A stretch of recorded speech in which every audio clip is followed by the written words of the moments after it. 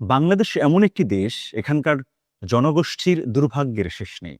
এই রাষ্ট্রটির অস্তিত্ব নিয়ে যাদের প্রশ্ন, তারাই আজ বড় দেশপ্রেমিক বনে গেছেন। গলা চড়িয়ে বলে ফেলেন অনেক কিছু। যেহেতু বাক স্বাধীনতা অসীম, তাই তাদের রুখে দেয়া যাবে না। কিন্তু যা করা যাবে তা হলো মুখোশ উন্মোচন করা। আসুন বসি। পলিটিক্স অ্যান্ড বিয়ন্ড নিয়ে আছি তরিকুল ইসলাম সৌরভ।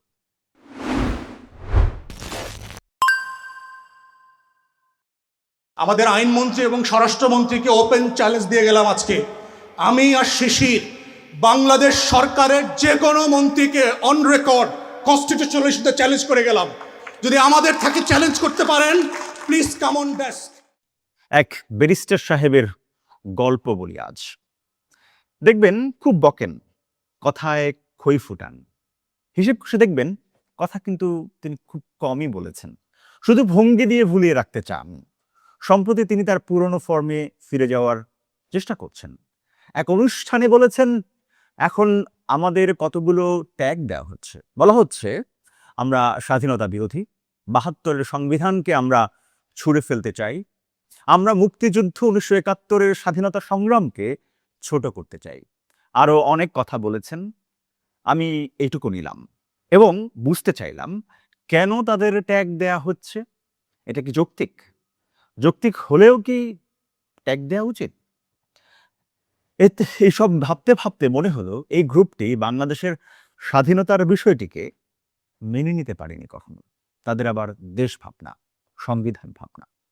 যেভাবে মুক্তিযুদ্ধকে ছোট করার চেষ্টা করেন পৃথিবীর উন্নত দেশগুলোতে, এটা হলে তাদের অনেকেই এখন কারাগারে থাকতেন।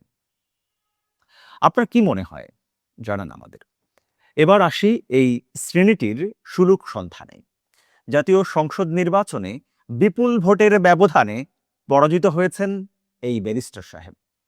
এরপর কিছুদিন চুপ ছিলেন, এবার আবার সরব।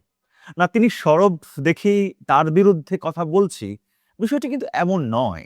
কিন্তু এরা এমন ভঙ্গিতে কথা বলেন যেন এদের চেয়ে দেশপ্রেমিক আর কেউ নয়, অথচ দেশের বিরুদ্ধে এদের অবস্থান একেবারেই বিপরীতমুখী।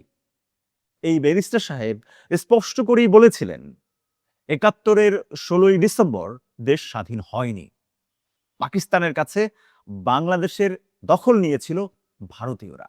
ভারত বিরোধিতার ছলে দেশ বিরোধিতা এদের মতিগতি আমাদের জানা। এখন সংবিধান নিয়ে বড় বড় জ্ঞান দেওয়ার চেষ্টা করে যাচ্ছেন। বলে বেড়াচ্ছেন ৭২-এর সংবিধান ভারতীয়দের লিখে দেয়া। একটু মনোযোগ বাড়ান প্লিজ। আপনি কি মনে করেন ৭২-এর সংবিধান ভারতের লিখে দেয়া?